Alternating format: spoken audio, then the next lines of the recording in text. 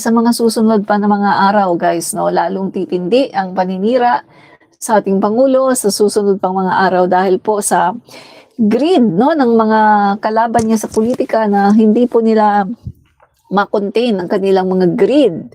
At si Aimee, mga kaibigan, alam niyo ba si Aimee ay talagang super nag-aalala na dahil ang sabi nga po niya ay ma-appoint na po, no, si Secretary Boying Rimulya na yan, no. So yan po mga kaibigan, isa po yan sa ating topic, no. So nako, nalaglag yung ano, saglit guys, nalaglag yung aking ballpen. Nako, laglag. Wait. Nako, nabali pa yung aking ballpen. Ang mahal-mahal ng ballpen na to. Nabali pa. Saglit guys.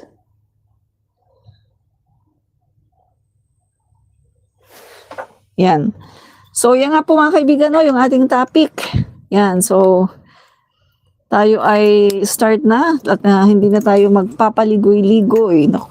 Nabali ang aking ballpen na maganda. Yan. Okay guys, tuloy lang po tayo. Eto nga mga kaibigan, ano ba yung sinasabi kong paninira, no? Very consistent po at very persistent ang mga kalaban ng ating Pangulo sa politika na ito po ay talagang nagtutulong-tulong, ginagawa po nila ang lahat ng paraan para po sirain ang ating Pangulo, no? So ano ba yung sinasabi ko na yan mga kaibigan, no? So bago ang lahat guys, bago po ang lahat ay okay. Gusto ko lang itali yung aking buhok. Yan, tali ko lang ang buhok ko. Para makapag-start na tayo. Yan. So, papakita ko sa inyo itong isang video, guys, no? Itong isang video na to ng paninira, no? Sa ating Pangulo. So, gusto kong panoorin niyo itong video na to, guys, no? At comment down kung ano masasabi niyo dito, no? Okay. Okay. Pakinggan natin, guys, Bongbong Marcos sued for plunder over pork barrel scam. Ayan ang naka-record. Madam Spokesperson. Ito. Girl, tingnan mo ito, girl. Ito. Bongbong Marcos sued for plunder. Plunder filed versus Bongbong Marcos over 205 pork barrel scam. Yan ang record. Hindi ko na sana ilalabas ito, pero girl, ikaw lang umpisa, tatapusin ko. Yan. So, komentuhan natin mga kaibigan, no? Si Chavit. Yan. So, ano ba yung pinapakita na yan ni Chavit? Yan po mga kaibigan ay issue during the time of Pinoy. Yan po yung Napoles, no? Napoles yung sa pork barrel scam na tinatawag, no? So, yan po mga kaibigan, inilabas po ni Chavit Singson. Okay, una muna, saan ba nanggagaling ito si Chavit Singson? Bakit ba tila ngayon ay naging anti-Marcos at galit na galit siya sa ating Pangulo? Okay, obvious na obvious mga kaibigan, yung galit niya sa ating Pangulo ay dahil hindi po niya nakuha ang kanyang gusto. No? At lumalabas naman po mismo galing sa kanyang bibig, no, lalong-lalo na nung sa kanyang conference, no, na tungkol po doon sa kanyang pamangkin nga ba 'yon na gusto niya ay ma-appoint, no, ng ating Pangulo. At may sabi pa nga niya na umiyak daw yung kanyang pamangkin, no, umiyak daw dahil expected na siya ay appoint.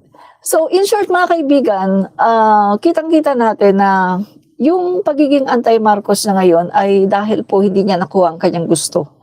At saka medyo natatamaan po sa investigasyon, no, yung mga proyekto sa kanyang baluarte sa Ilocos Sur.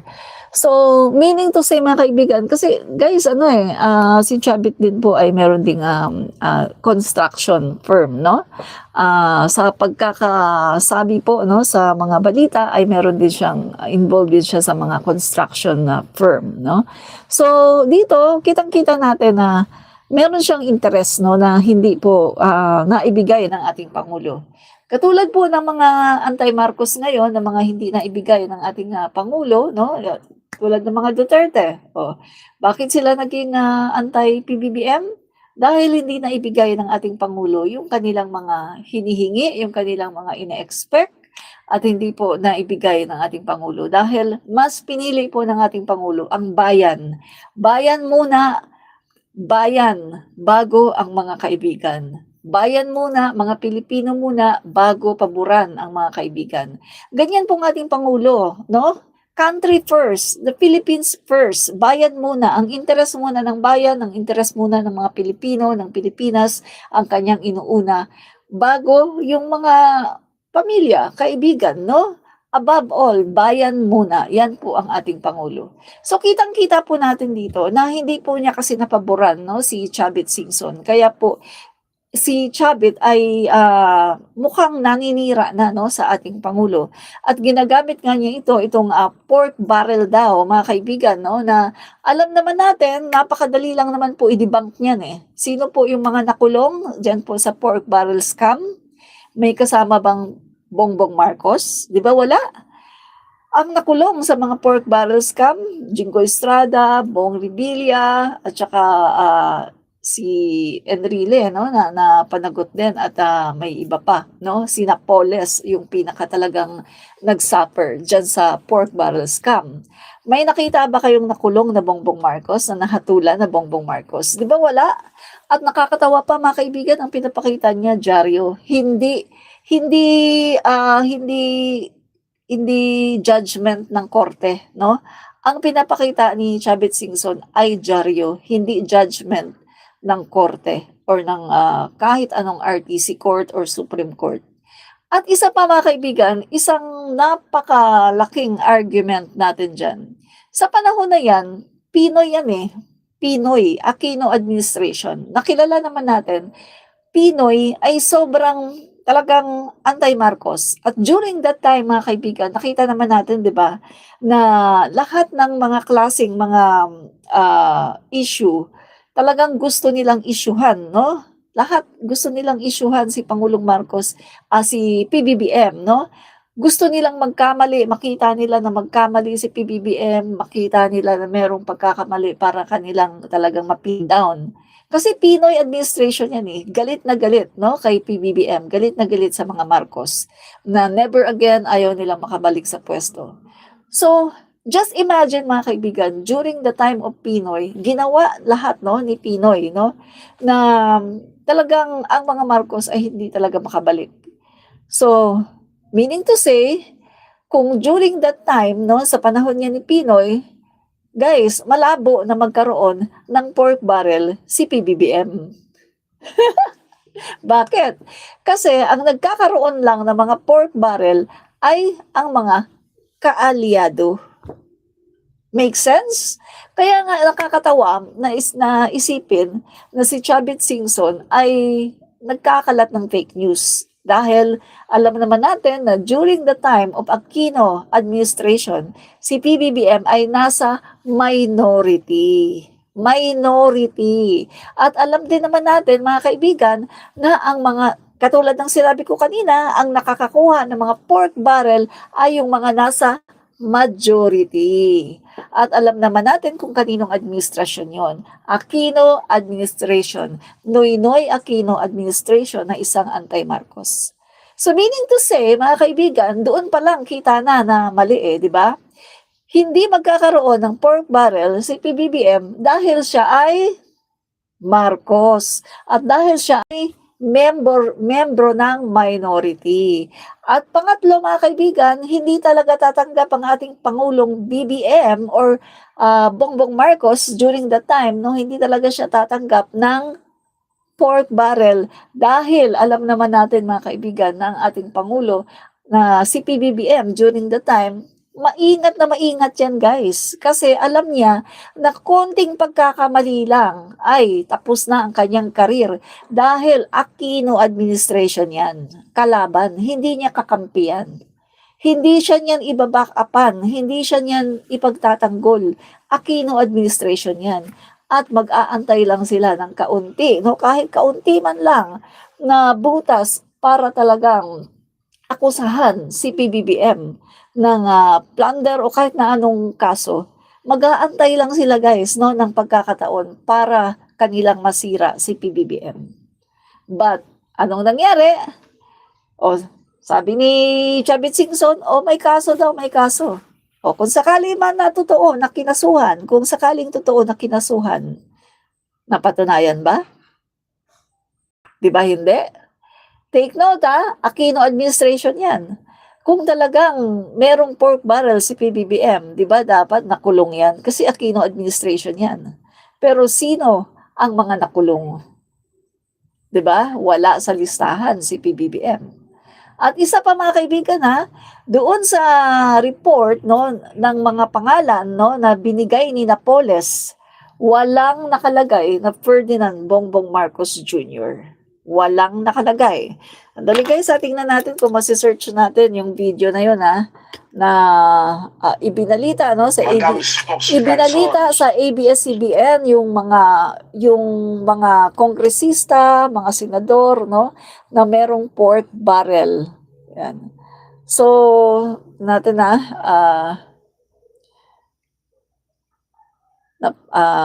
Napoles pork barrel. Sangkot. Sa ano yun sa ABS-CBN yun Saan na makita ko? Luma na yun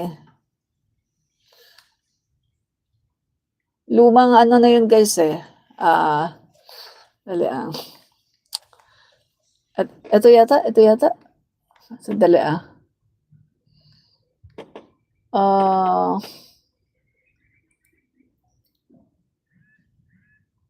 Dali Ito. Kalihim, Leila de Lima ng DOJ. Kasama pa sa listahan ang 11 incumbent at dati senador, 3 kalihim ng gabinete at 75 kongresista. Exclusive. Okay, ito. Pakinggan nyo to Nakuha rin po ng ABS Wala News ang si listahan PBBM. ni Janet Napoles na ibinigay po naman kay kalihim, Leila de Lima ng DOJ. Wala si PBBM. Kasama pa sa listahan ang 11 incumbent at dati senador, 3 kalihim ng gabinete at 75 kongresista. Exclusive. Nagpapatrol, Doris Bigonia. Ito ang listahan na ibinigay ni Janet Lim Napoles kay Leila de Lima nang bumisita ang kalihim kay Napoles sa ospital ng Nakuha ito ng ABS-CBN mula sa kakatiwalaang sources. Sa mga senador na nakinabang umano sa PDAF, nangunguna ang 3 pinakakasuhan na ng Ombudsman, sina Ramon Bong Revilla Jr., Jinggoy Estrada at Juan Ponce Enrile. Nasa listahan din ang ilang incumbent senators, sina Tito Soto, Loren Legarda, Coco Pimentel, Alan Peter Cayetano, Gringo Honasan at Francis Chis Escudero. Isinabit din umano ni Napoles ang dating senador na si Manny Villar. Maging si yumaong senador Robert Barbers nasa listahan din. 75 na congressmen naman ang inilista din ni Napoles. 15 sa kanila kasalukuyang nakaupo pa. Kasama rin sa listahan si Budget Secretary Florencio Butch Abad, dating kinatawan ng Batanes, na isa rin umano sa mga nakatransaksyon ni Napoles. Ayon pa sa ABS-CBN sources, si Abad ang ikinanta ni Napoles kay De Lima na siyang pangunahing nagmaniobra ng PDAF scam. Sa mga ahensya naman na nakadil daw ni Napoles, kasama ang Department of Agriculture at ang pangalan ni Secretary Proceso Alcala na dating kongresista ng Quezon. Bukod kina Abad at Alcala, may iba pang kaalyado ang administrasyong Aquino sa listahan ng mga kongresista. Prominente sa mga ito ang magkakapatid na Congressman Reynaldo at Governor Alfonso Umali ng Oriental Mindoro. Dating Congressman Joel Villanueva na ngayon Mayoy TESDA Administrator at dating Congressman Rufy Biazon na kasama sa second batch ng inireklamo ng DOJ sa Ombudsman. Nasa listahan din ang pangalan ni dating Congressman at ngayon ay Senador JV Ejercito, pero binura raw ito ni Napoles. Kung may mga taga-administrasyon, marami ring oposisyon, tulad ni na dating Congressman Mikey at ang namayapang Congressman Iggy Arroyo. Ibinigay din ni Napoles ang mga sabit na agencies at kung sino-sino ang mga nakadil niya sa mga ahensyang ito. Ayon pa sa source, ito lang ang mga naalala ni Napoles noong 5 oras na nagpulong sila ni De Lima. Pero may kaukulang dokumento raw na hawak si Napoles sa bawat taong pinangalanan niya para patunayang may transaksyon sila hinggil sa PDAF. Doris Bigornia, patrol ng Pilipino. Di ba? Meron bang Bongbong Marcos dyan? Walang Bongbong Marcos. Di ba?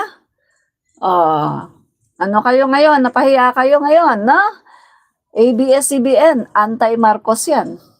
ABS-CBN, yan yung galit na galit kay Apo Lakay, galit na galit sa mga Marcos. Dahil sa panahon ng martial law, binawi yan. Binawi yan. At yan ay binawi sa pamunuan, no, ng mga Lopez. So galit na galit yan sa Marcos. Pero tingnan mo naman, walang Marcos. Walang Bongbong Marcos. Ang daming na-involved na senador, ang daming na-involved na kongresista, pero walang Bongbong Marcos. Ano ngayon yan?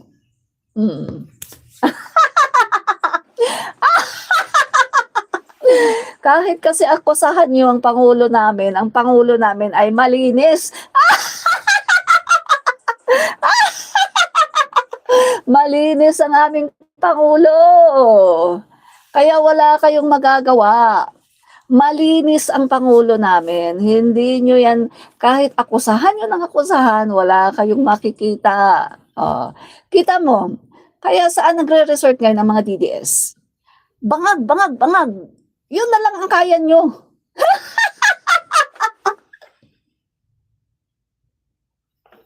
Wala kasi kayo makitang issue. Wala kayo makitang katiwalian ng Pangulo. Kaya hanggang bangag, bangag, bangag. Yun na lang kayo.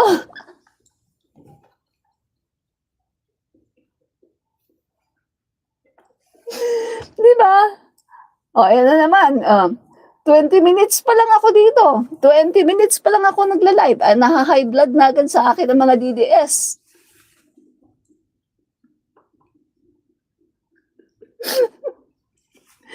Tingnan mo yan.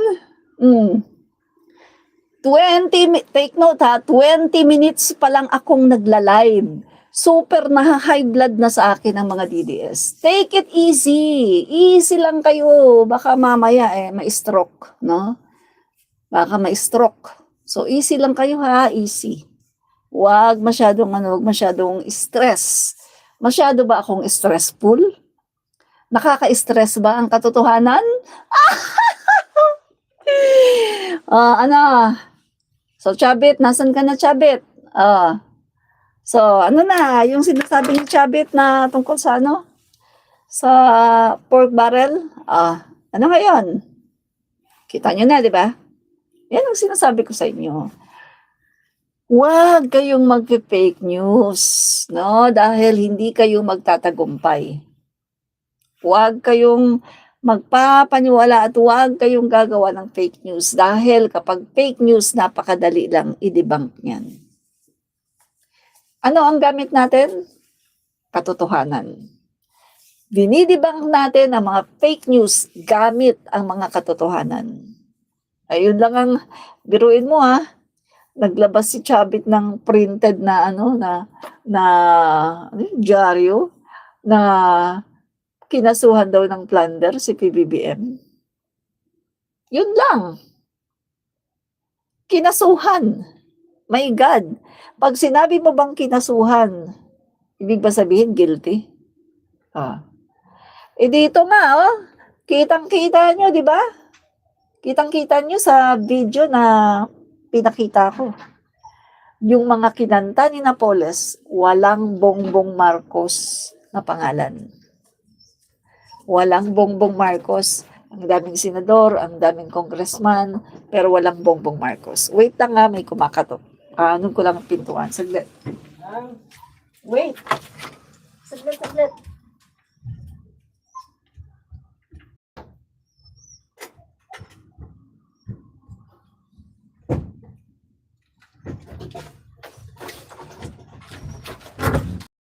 Yan, okay. So, kita nyo na. Diba? Nakita nyo naman, di ba? Yung pinakita ko na video. Gusto niyo bang ipakita ko sa inyo ulit? Sige, pakita natin ulit ha.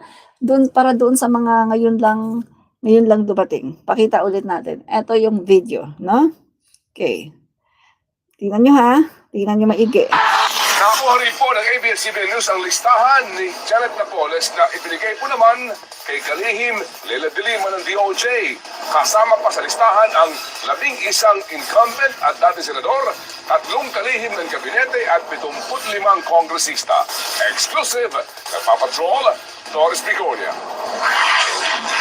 Ito ang listahan na ibinigay ni Janet Lim Napoles kay Justice Secretary Leila de Lima nang bumisita ang kalihim kay Napoles sa ospital ng Makati noong April 21. Nakuha ito ng ABS-CBN mula sa mga mapagkakatiwalaang sources. Makinig. Sa mga senador na nakinabang umano sa PDAF, nangunguna ang 3 pinakakasuhan na ng Ombudsman, sina Ramon Bong Revilla Jr., Jinggoy Estrada at Juan Ponce Enrile.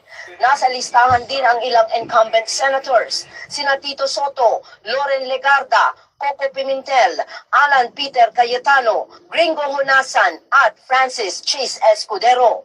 Isinabit din umano ni Napoles ang dating senador na si Manny Villar. Maging si yumaong senador Robert Barbers nasa listahan din. 75 na congressmen naman ang inilista din ni Napoles. 15 sa kanila kasalukuyang nakaupo pa. Kasama rin sa listahan si Budget Secretary Florencio Butch Abad, dating kinatawan ng Batanes, na isa rin umano sa mga nakatransaksyon ni Napoles. Ayon pa sa ABS-CBN sources, si Abad ang ikinanta ni Napoles kay De Lima na siyang pangunahing nagmaniobra ng PDAF scam. Sa mga ahensya naman na nakadeal daw ni Napoles, kasama ang Department of Agriculture at ang pangalan ni Secretary Proceso Alcala na dating kongresista ng Quezon. Bukod kina Abad at Alcala, may iba pang kaalyado ang Administrasyong Aquino sa listahan ng mga kongresista. Prominente sa mga ito ang magkakapatid na Congressman Reynaldo at Governor Alfonso Umali ng Oriental Mindoro, dating Congressman Joel Villanueva na ngayon TESDA Administrator at dating Congressman Rufy Biazon na kasama sa second batch ng inireklamo ng DOJ sa Ombudsman. Nasa listahan din ang pangalan ni dating Congressman at ngayon ay Senador J.B. Ejercito, pero binura raw ito ni Napoles. Kung may mga taga-administrasyon, marami ring oposisyon, tulad ni na dating Congressman Mikey at ang namayapang Congressman Iggy Arroyo. Ibinigay din ni Napoles ang mga sabit na agencies at kung sino-sino ang mga nakadeal niya sa mga ahensyang ito. Ayon pa sa source, ito lang ang mga naalala ni Napoles noong 5 oras na nagpulong sila ni De Lima. Pero may kaukulang dokumento raw na hawak si Napoles sa bawat taong pinangalanan niya para patunayang may transaksyon sila hinggil sa PDAF. Doris Bigonia, Patrol ng Pilipino. Okay. Nasaan dyan ang Bongbong Marcos? Nasaan ang Bongbong Marcos dyan? Wala. Oh. Ang magtataka ka lang dito, no? Ang mga nakulong Jinggoy, Ramon Revilla, Enrile, nakulong din. Magtataka ka lang kasi ang daming mga kaalyado ni Pinoy sabit pero hindi nakulong. Ang ikinulong lang yung hindi nila kaalyado. Jinggoy, Bong Revilla, Enrile, yung mga hindi nila kaalyado, yun lang ang kinulong. Pero yung mga kaalyado nila, hindi nakulong. Katulad na lang ni Cayetano. Diba? Kasi Pinoy time yan eh. yung mga hindi nila kaalyado, yan talagang ipipin down nila. Kaya nakakatawa na itong si Chavit Singson, idadamay si PBBM. Siguradong sigurado, kung si PBBM sangkot dyan, kulong talaga yan. Kulong yan dahil Marcos yan eh. Aquino ang presidente, anti-Marcos.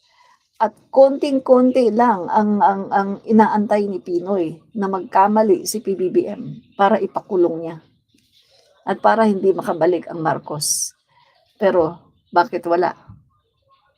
Kasi nga, wala naman, hindi naman kasama si PBBM sa listahan ni Napoles. Remember, nung tumakbo si PBBM as Vice President ng Pilipinas, tapos kalaban niya si Cayetano. Di ba doon sa speech ni Cayetano, yung nagdidebate sila, di ba sabi niya, kaibigan mo si Napoles kaya hindi ka isinama sa ano. Pero, mga guys, ang sabi nga ni PBBM, yun lang nga, inaakusahan siya na kaibigan daw siya ni Napoles, ang sabi ni Cayetano, kaya daw hindi daw inilagay sa listahan. Pero guys, hindi naman po pwedeng porke kaibigan ay hindi mo mailalagay sa listahan, di ba? Dahil yung mga pork barrel na yan ay may mga data yan. At may mga nakalista yan. So, kapag yan ay inimbestigahan, makikita kung sino yung mga tao na involved. Di ba? Kaya nakakatawa, di ba, na idadamay si PBBM. Nitong si Chavit Singson, alam naman natin kung saan siya nanggagaling eh. Kaya siya naging anti-Marcos. Kasi nga, hindi napaboran ang kanyang gusto. 'Di ba? Hindi napaboran yung kanyang hinihiling kay PBBM. Naakala niya kasi, mga kaibigan, akala niya kasi si PBBM ay katulad ni Duterte. Na kapag may tumulong sa kanya, no, si Duterte, kapag may tumutulong sa kanya, ay pinapaboran niya kapag siya ay naging presidente.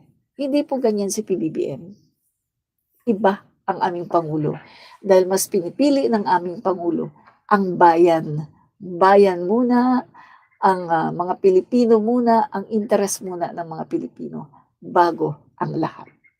Hindi niya alintana yung meron kang pabor na binigay ng eleksyon. Walang ganyan kay PBBM. Lahat para sa Pangulo nating Bongbong Marcos, lahat ay dapat na maging pantay-pantay, no? At dapat unahin muna ang interes ng bayan at ng mga Pilipino. Yun po mga kaibigan, no? Kaya ito guys, malinaw na itong ginawa po ngayon ni Chavit Singson ay isang pagsira, no, kay PBBM, pero hindi po siya magtatagumpay dahil ang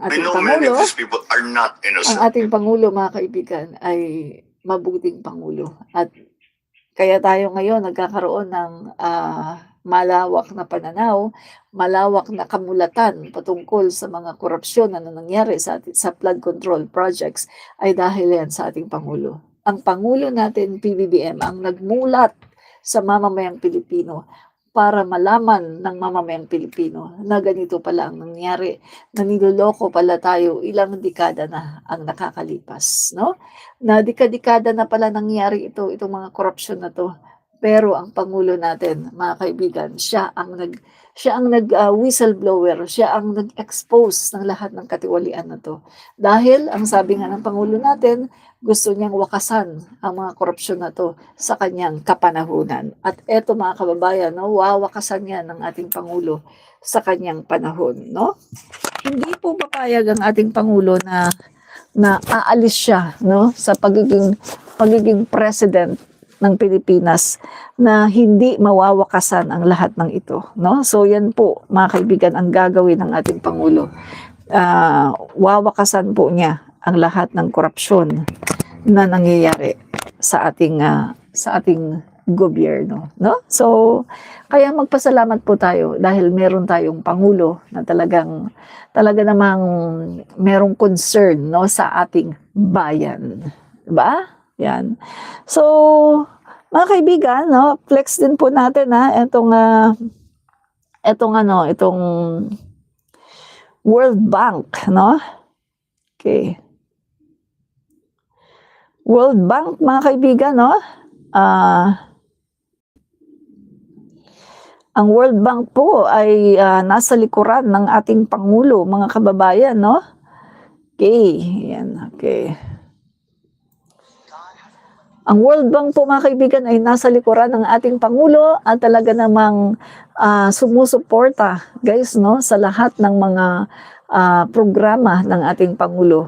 At alam niyo po ba na hangang-hanga po, mga kaibigan, ng World Bank, no, sa pamunuan ng ating Pangulo. Hangang-hanga po ang World Bank. At sila po mismo ang nag-offer, no, na tutulong sila sa Pilipinas sa mga programa ng ating Pangulong BBM. Yan po, mga kaibigan, no, dinadala po tayo ng ating Pangulo, Bongbong Marcos, sa isang masagana at talaga namang bagong Pilipinas na maipagmamalaki natin. Yan po ang ating Pangulo. Very positive, walang halong paninira, walang pagmumura, walang mga negative vibes, wala. As in, lahat talagang good vibes lang talaga, no, ang ating Pangulo.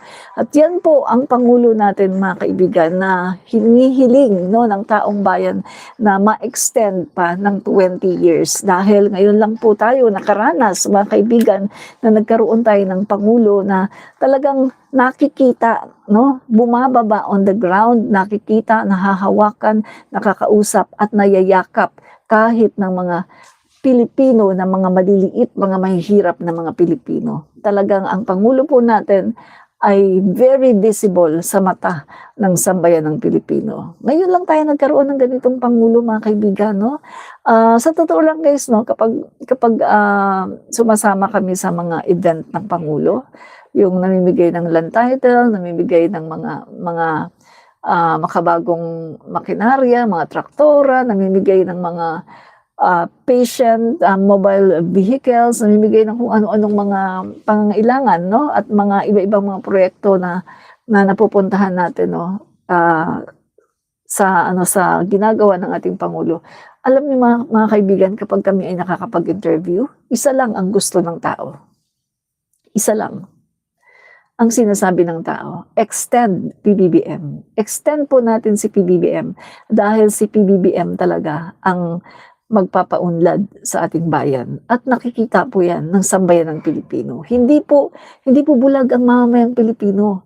Kahit anong gawing trolling ng mga DDS, kahit anong gawing trolling ng China, no? Kahit anong gawing trolling ng China at kahit anong gawing pagbili, no? Pagbili ng troll farms ng China para sirain ang ating Pangulo. Guys, hindi po nila mababago ang pagtingin, no, ng mga Pilipino sa ating Pangulo dahil nakikita po kung sino ang tatrabaho at kung sino yung namamasyal lang, sino yung nagtatravel lang at naninira. At nakikita ng mga Pilipino na ang Pangulo natin very patient, very persistent, very intelligent, at talaga namang very, ano ba tawag doon? Very good leader, mga kaibigan, no? Hindi lang very good, great leader talaga, mga kaibigan, ng ating Pangulo. Na biruin mo, galing tayo sa kawalan, guys, no? Galing tayo sa kawalan na ibangon niya na ganito ang Pilipinas. Na napakarami nga ng mga world leaders na talagang nagtataka, no? At sinasabi nila, paano mo yan nagawa? Literally, mga kaibigan, tinatanong nila ang ating Pangulo, paano mo yan nagawa na naibangon mo ang Pilipinas sa kabila na napakaraming mga bansa sa buong mundo ay talagang nahihirapan at hindi pa nakakaahon mula sa pandemic. Paano daw ginawa ng ating Pangulo na naging number 1 pa tayo sa Asia, mga kaibigan, no? Sa ating ekonomiya. Grabe. So, mga kaibigan, talagang magaling po ang ating Pangulo. Siya po ay ekonomista, mga kaibigan, ng ating Pangulo, financial man, economist, at magaling po talaga ang ating Pangulo. At may puso para sa mga Pilipino. Importante yun, guys, yung may puso para sa mga Pilipino at para sa Pilipinas, di ba? Kasi, mga kaibigan, no, kung ikaw, katulad ng babae, no, na gustong maging Pangulo ng Pilipinas, hindi na nga siya magaling, Take note ha, hindi na nga siya magaling, wala pa siyang puso para sa mga Pilipino at para sa Pilipinas dahil siya ay maka-China, no? At sabi nga niya, mga kaibigan, sa isang interview sa kanya, sabi niya, I'm not pro any country at all. Tingnan niyo mga kaibigan, Pilipino siya, Vice President, pero ang sinabi niya, I'm not pro any country at all. Saan ka nakakita ng ganyan? Nasasabihin mo, I'm not pro any country at all, na ikaw ay vice-presidente? Dapat kung mahal mo ang Pilipinas, napakabilis lang sabihin na, I love the Philippines. I'm pro-Philippines. Napakadali lang sabihin nun. Pero si Sara Duterte, hindi niya kayang sabihin na pro-Philippines siya. Dahil kapag sinabi nga naman niya na pro-Philippines siya, magagalit ang China. Pag sinabi naman niyang pro-China siya, magagalit ang Pilipinas. So para safe, mga kaibigan, sinabi na lang niya na I'm not pro any country at all. No? So nakakadismaya na gusto pa niya maging Pangulo ng Pilipinas. Sa bagay, mga kaibigan, nagigising na ang mamamayang Pilipino. Di ba? Kahapon nga sa vlog ko, pinakita ko sa inyo yung video, no? Na balita, no? Ng ABS ba yun or GMA? GMA yata, no? Balita ng GMA na super tumaas ang rating, no, ng ating Pangulo sa Mindanao. 34% ang tinaas sa Mindanao at sa lahat ng region tumaas, pero ang pinakamataas ay sa Mindanao. So nakikita natin mga kaibigan na itong mga taga Mindanao na kababayan natin ay nagigising na sa katotohanan. No? Nagigising na sa katotohanan at nakikita na nila kung sino yung tunay na nagtatrabaho at kung sino yung puro lang travel. Kung sino yung alam na rin ng mga kababayan natin kung sino yung tahimik pero nagtatrabaho, nagdi-deliver at alam na ng mga kababayan natin kung sino yung nagyayabang, madaldal pero hindi kumikilos. Yan ay si Sara Duterte. Madaldal, mayabang pero walang kilos, walang solusyon. Si PBBM, tahimik, puro trabaho at nagdi-deliver. So nakikita na po yan ng mamamayang Pilipino. Hindi bulag ang mga Pilipino. Tandaan nyo yan mga kaibigan. Ang mga Pilipino ay hindi bulag. Kaya etong nangyari ngayon guys, no? Pasalamat po tayo dahil meron po tayong ganitong klaseng Pangulo. No? Pangulo na talagang nagmamahal sa Pilipinas at sa ating bayan. At eto nga mga kaibigan, no, tuwang-tuwa po ang ating mga guro, no, yung mga teachers po natin, pinasaya ng ating Pangulo, mga kaibigan, no. Yan. Sa panahon din po ng ating Pangulo, mga kaibigan, no, ngayon lang po ito nangyari. Yan. Yan, eto. Yan, kasama ng ating Pangulo ang mga teachers, yan mga kaibigan, no, sa iba-ibang panig ng Pilipinas, no, nandito po sila sa MOA Arena. At alam nyo ba mga kaibigan, sa panahon ni PBBM, sobra mga kaibigan na halos 50% ng mga paperworks ng mga teachers ay talaga namang nabawasan. Yan po ang pagmamahal ng ating Pangulong Bongbong Marcos, no? Pangalawa, ang sweldo ng mga teachers ay significantly tumaas sa Marcos administration.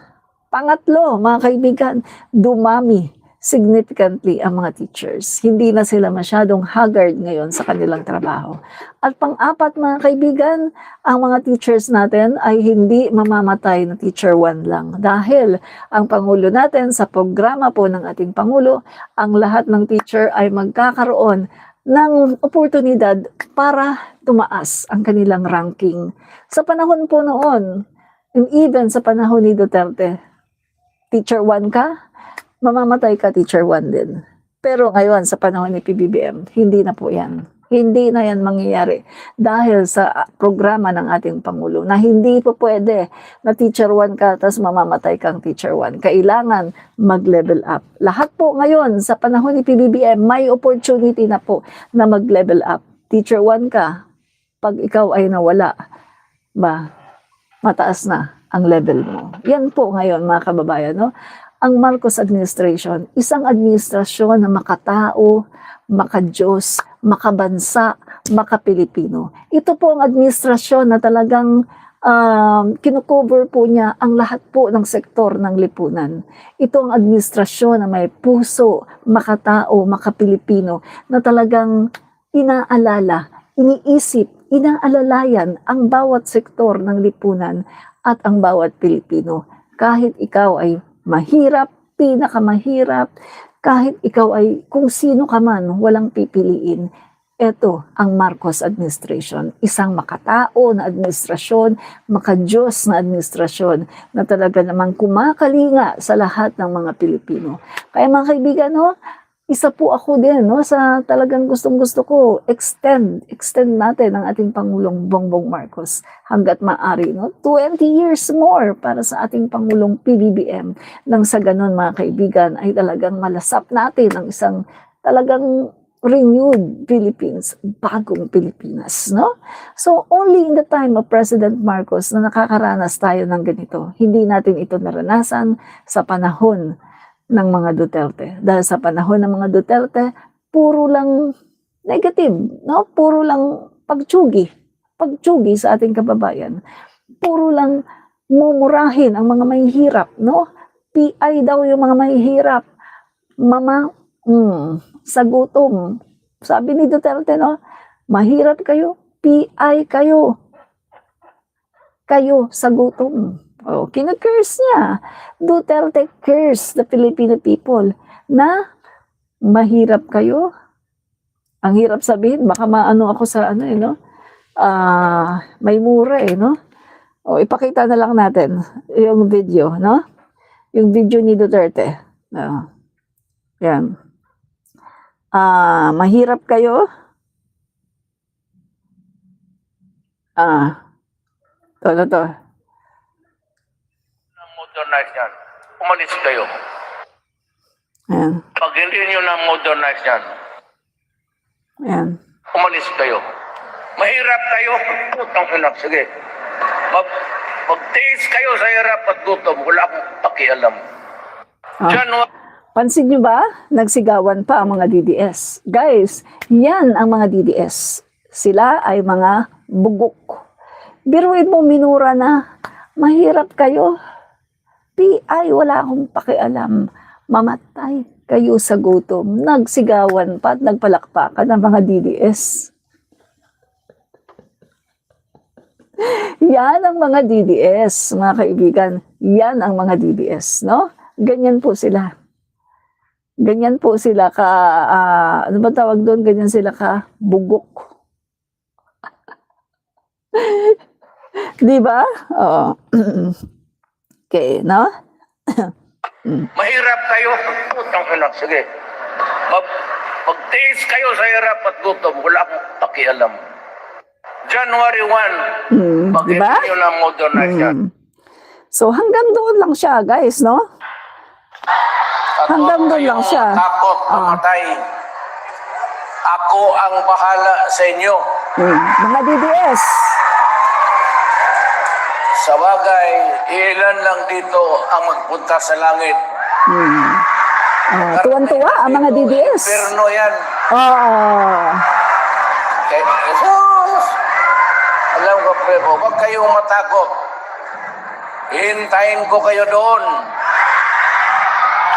Pag nandoon, Mga DDS, hintayin daw kayo sa impyerno. Sige na. Punta na kayo sa impyerno. Hintayin daw kayo. Yan ang tatay nyo. Sige na, punta na kayo sa impyerno. Punta na kayo. So, alam nyo ba, what you confess, no? Kung ano yung kinonfess mo, yun ka. What you confess, you possess. Kung ano yung lumabas sa bibig mo, yun ka. Mahilig siya, di ba? Parang si Sara Duterte lang, mahilig sa drug me to hell, presidente daw siya ng impyerno. My God! Mga DDS, hindi niyo ba alam? Na kapag ang tao ay merong sinasabi, lumalabas sa kanyang puso. Alam niyo ba? Inaabangan yan. Inaabangan yan ng dyablo. Naniniwala ba kayo? Kung kayo ay Christian, Alam nyo kasi, sa mundo natin, merong good, merong evil. Merong, sabihin na nating angel of light, tsaka bad angel, yung demons. Tapos merong good, no? Yan yung mga angels. Kapag ikaw ay nag-confess ng drag me to hell, ng presidente ka ng impyerno, ang pumipick up niyan, yung demonyo. At yung mga sinasabi mo, ay binibigyan katuparan ng demonyo. Magbasa kayo ng Bible. Magbasa kayo ng Bible, mga DDS. Yan ang kulang sa inyo. Hindi na kayo nagbabasa ng Bible, hindi nyo sinasapuso. Maaring yung iba nagbabasa ng Bible pero hindi sinasapuso. What you confess, you possess. There's a power in words. May power ang mga salita. Pag sinabi mo na sabi ni Sarah na i-drag daw siya sa hell at siya daw ang presidente ng impyerno, mangyayari yan. At kita nyo mga DDS ang puro napipick up nyo, puro negative vibes, di ba? Galing sa president ng hell, si Sarah, puro negative vibes, di ba? Tingnan nyo mga DDS, tingnan nyo, anong laman ng puso nyo? Di ba puro galit? Anong laman ng puso nyo mga DDS? Di ba puro hatred? Anong lumalabas sa bibig nyo? Kapag kayo nagko-comment, anong lumalabas sa bibig nyo? Anong naisusulat nyo sa comment section? Di ba puro pangit? Di ba? Kasi, ano yan domino effect Galing sa inyong presidente ng hell, si Sara Duterte, ibinababa sa inyo ang espiritu, masamang espiritu. At kayo ay nilulukuban ng masamang espiritu. Kaya wala kayong masabing maganda sa kapwa nyo. Kaya kapag kayo nagkokomento, puro mga pangit ang kinokomento nyo. Remember? At hindi ako magtataka kung one of this day, kayo ay ma-exorcist. Hindi ako magtataka kung one of this day, ay saniban kayo ng masamang espiritu at kayo ay ma-exorcist. Remember, ang sabi sa libro ng exorcism, kapag puro bitterness, kapag puro galit ang laman ng puso mo, na mananahan sa iyong kaloob-looban, sa iyong puso, sa iyong isipan, ang dyablo. At ikaw ay ipoposes niya. Ikaw ay ma-exorcist. Sasaniban ka niya. Kaya mga DDS, yan ang ano ko sa inyo Ingat kayo. Baka one of these days, ma-exorcist kayo. Baka one of these days, saniban kayo, no?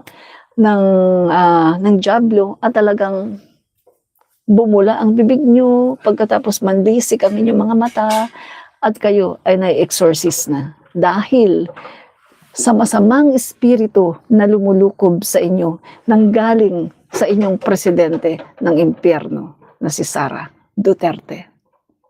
Diba? Kaya natutuwa ako sa mga PBBM, no? Kasi good vibes lang talaga. Alam niyo mga DDS, no? Ang mga loyalista, ang mga Marcos supporters, ever since good vibes lang Good vibes. Hindi ka makakakita ng loyalista na nagsasabi ng masama sa kapwa niya na katulad ng maganon ka na. Wala, never ka makakita ng loyalista na ganyan. Wala kayong makikita ng loyalista na nagsasabi ng masama, nag-wish ng masama sa kanyang kapwa. Bakit? Kasi yung aming idolo, PBBM, mga Marcos, no? President Marcos, ang aming idolo, good vibes. May takot sa Diyos, may pananampalataya sa Diyos, mayroong paggalang sa mga tao, sa mga Pilipino. So kung ganun ang puso niya, mabuti ang puso ng aming Pangulo, ang na-impart din niya sa amin ay kabutihan. At ang na-impart niya sa amin, ang kanyang spirit, no? Yung spirito niya ay kabutihan. Kaya ang mga Marcos supporters at mga Marcos supporters ay mga mabubuting tao. At never kaming nagsalita ng masama sa aming kapwa. Anong sabi sa Bible? What you sow is what you reap. Kung anong ginawa mo sa kapwa mo, babalik sa'yo. Pag nagtanim ka ng mga masasamang salita sa kapwa mo, babalik sa'yo. Magtanim ka ng galit, babalik sa'yo. Magtanim ka ng masamang gawain sa kapwa mo, babalik sa'yo. Kaya huwag kayong magtataka if one of these days, babalik sa inyo ang masama na ginawa ninyo sa inyong kapwa, ang lahat ng mga words na sinabi ninyo sa inyong kapwa, babalik sa inyo. At ang masama pa nito, pati pamilya nyo. Pati pamilya nyo, damay. Kaya kita nyo, no? Tingnan nyo, hindi nyo ba napapansin dito? Dito nga lang sa comment section, no? Hindi nyo ba napapansin?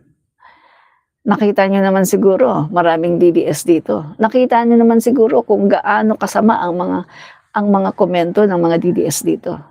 Pero nakita nyo ba ako na nag-fight back? Nakita nyo ba ako na nag-fight back ng mga bad words sa inyo? Di ba hindi? Kasi naniniwala ako sa prinsipyo ng Biblia na ang lahat ng mga tinatanim natin, mapasalita man, mapagawa, o kahit anuman, may balik yan sa atin. Magtanim ka ng mabuti, babalik sa'yo. Diba? Kaya yan ang prinsipyo ko sa buhay. Kasi nagbabasa ako ng Biblia. At ang Bible, gusto kong ipamuhay, no? Hindi yung magbabasa lang pagkatapos wala na, no? So, kung magbabasa kayo ng Biblia, isa pamuhay ninyo. Huwag kayong gumaya sa inyong presidente ng impyerno. 'Di ba? Remember yung sinasabi ni Sarah noon, yung Lenten season. Magnilay-nilay tayo pagkatapos kinabukasan pinagmumura yung Marcos. Remember si Sara Duterte? Lenten season, di ba? Meron siyang mensahe na magkapatawaran, magnilay-nilay tayo, ngayong Lenten season. Aba, kinabukasan may nag-press conference, pinagmumura si PBBM.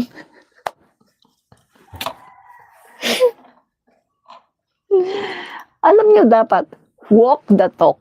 Kung anong sasabihin mo, kailangan, kung ano yung sasabihin mo ngayon, gawin mo. Hindi yung ngayon, mabait ka. Oh, word of God, bukas pinagmumura mo na ang Pangulo. That's hypocrisy. Hypocrisy, no? Kaya, tingnan nyo mga DDS, tingnan nyo. Ang dami nitong trolls. Oh, nagsasalita ng pangit, di ba? Nagsasalita ng kung ano-ano. Pumatol ba ako? Nagsalita ba ako ng masama sa inyo? Di ba hindi? Kasi naniniwala ako sa prinsipyo ng Bible. Kung anong itinanim mo sa kapwa mo, babalik sa'yo. Magtanim ka ng pangit na mga salita, babalik sa'yo. Lahat yan, babalik sa'yo. Lahat ng mga ginawa mo sa mundong ito, pagbabayaran mo yan. In God's perfect time. No? Kaya dyan ako naniniwala no? Yung pinanghahawakan ko, ang Biblia. Ang salita ng Diyos. No? Maging mabuting tao kayo, mga DDS. Huwag niyong kalimutan na kayo'y tao. Huwag yung dahil lang sa meron kayong dinidiyos, no? Meron kayong mga idolo, ay nakakalimutan nyo na paano maging tao. You're human being, ginawa kayo ng Panginoong Diyos ayon sa kanyang wangis. Huwag niyong sayangin, huwag niyong gamitin, huwag kayong magpagamit sa jamblo. No?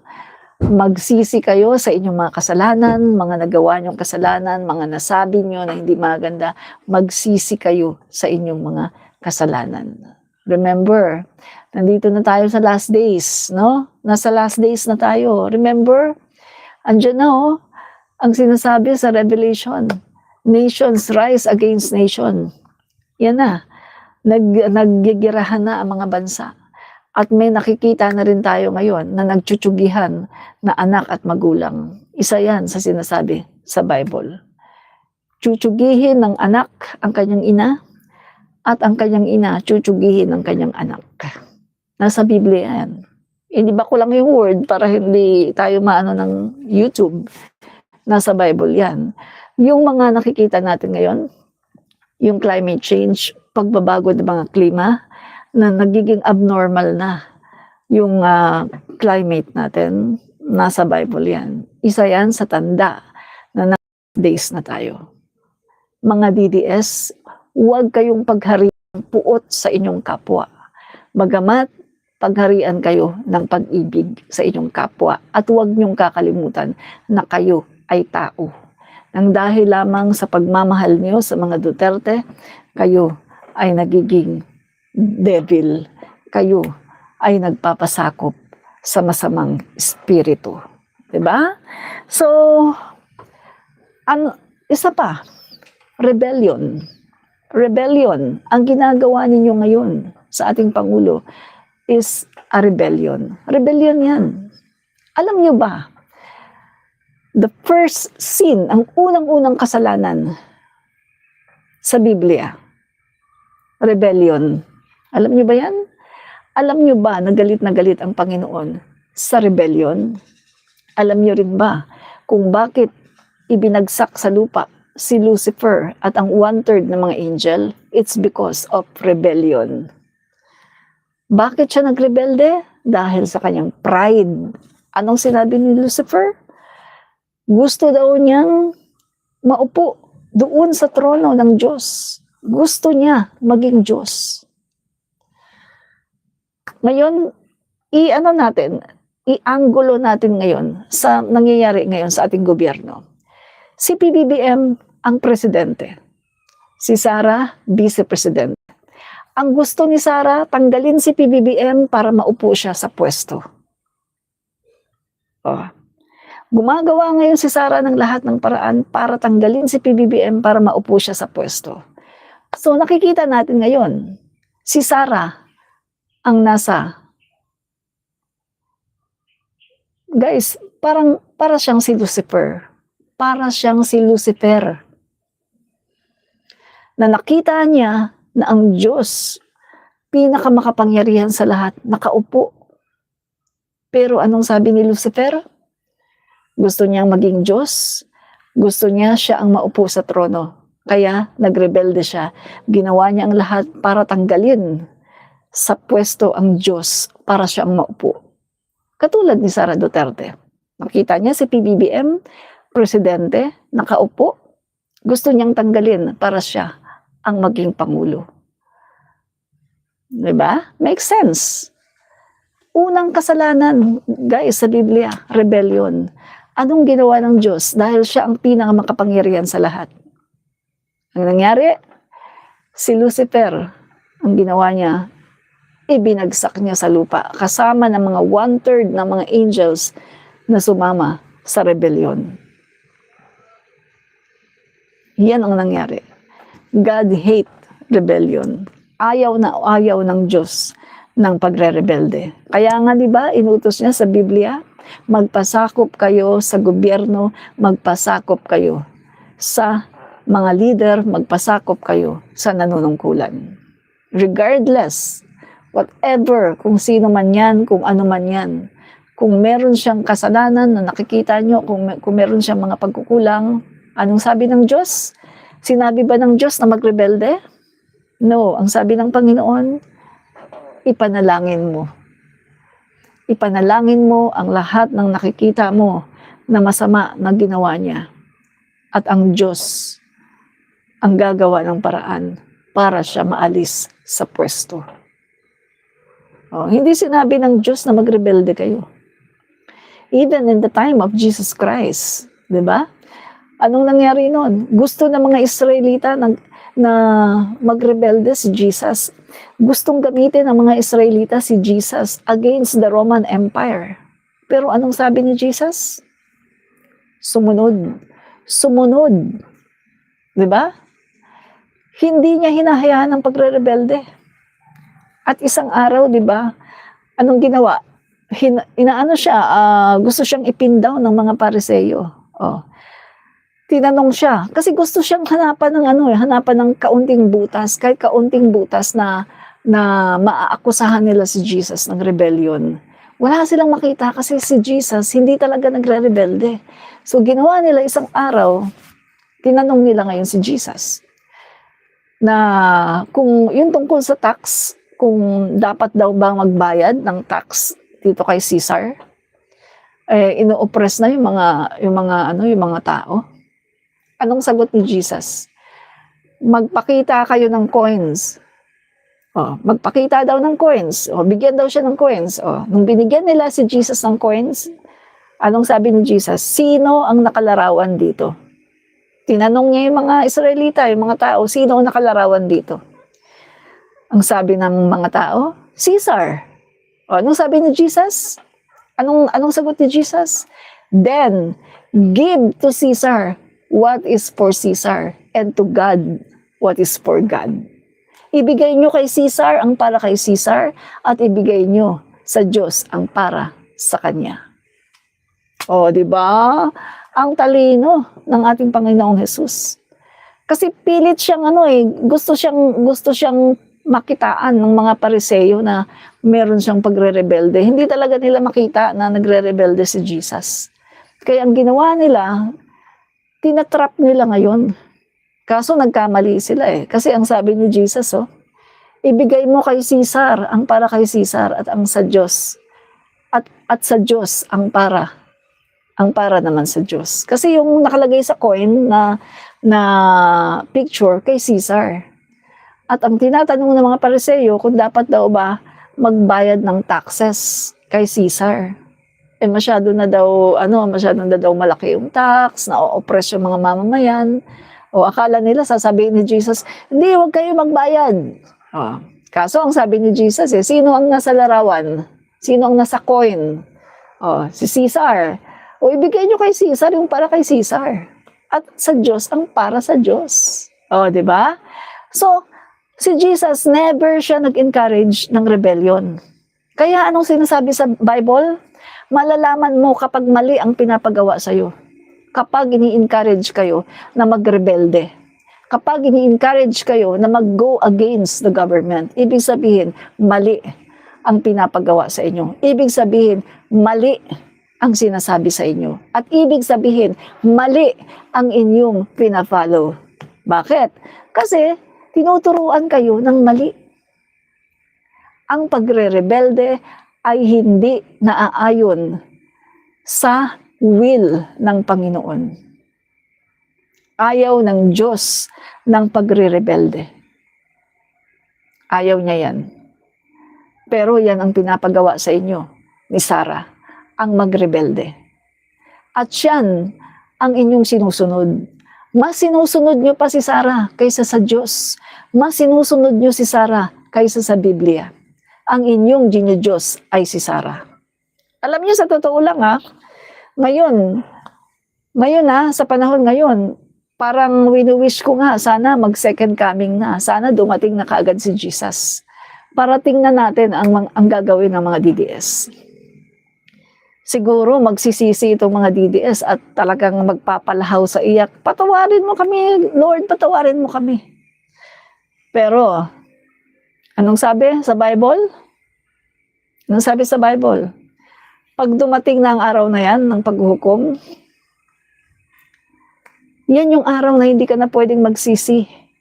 Yan yung araw na hindi ka na pwedeng magsisi sa kasalanan mo. Bakit? Kasi binigyan ka na ng maraming panahon para magsisi sa mga kasalanan mo. So meaning to say, pag dumating yung second coming, paghuhukom na talaga yan. Hindi na i-honor ang pagsisisi mo. Kasi binigyan ka na ng mahabang time para magsisi. Pero hindi mo ginawa. Kaya nga, kung ako guys, sa totoo lang, ngayon gusto ko nga dumating ng Panginoong Hesus para tingnan natin kung saan pupunta itong mga DDS na to, na dinudiyos ang mga Duterte. Na mas naniniwala pa sila sa sinasabi ng mga Duterte kaysa sa sinasabi ng Panginoong Hesus sa Biblia. Biruin mo guys itinuturo ng mga Duterte, rebellion. Yan ang sinusunod ng mga DDS. Ayaw nilang pakinggan ang sinasabi ng salita ng Diyos sa Biblia na ayaw ng Diyos ng rebellion. Diba? Ano sabi? Kung may kaguluhan nandoon ang dyablo. Remember? Kung may kaguluhan, nandun ang dyablo. Anong ginawa ng mga DDS? Sa Mindiola, sa Recto, sa Ayala Bridge, nang gulo. Nag-hire ng mga kabataan, ng bayad ng 3,000, manggulo kayo. Ito, pumunta kayo ng Mindiola, burn Malacanang. Sa dyablo yan. Dyablo ang nag-utos sa inyo. Kung nasaan ang kaguluhan, nandoon ang dyablo. Sino ang mahilig sa kaguluhan? Duterte. Sara. Sino ang mahilig sa peace? PBBM. Marcos. Sino ang nag-hire ng assassin para magpatsugi? Sara. Sana lang dumating na ang second coming. Kung po pwede, dumating na sana ang second coming para makita natin itong mga taong ito na mga DDS. Talagang luluha ito ng dugo, guys. Magmamakaawa ito na patawarin ng Diyos. Pero sabi ko nga sa inyo, wala nang kapatawaran. Bakit? Sa second coming, paghuhukom na yan. Wala na diyang, hindi ka na pakikinggan ng Diyos. Sasabihin mong, patawad, Panginoon, hindi na. Kasi binigyan na tayo ng napakahabang panahon para humingi ng tawad. Pagdating ng second coming, talagang na yan. Talagang, kumbaga, paghukom na yan. Hindi ka na pakikinggan kahit humingi ka pa ng tawad. That's the truth, guys. Yan. So sana lang, mag second coming na. Kasi sobra na ang kasamaan.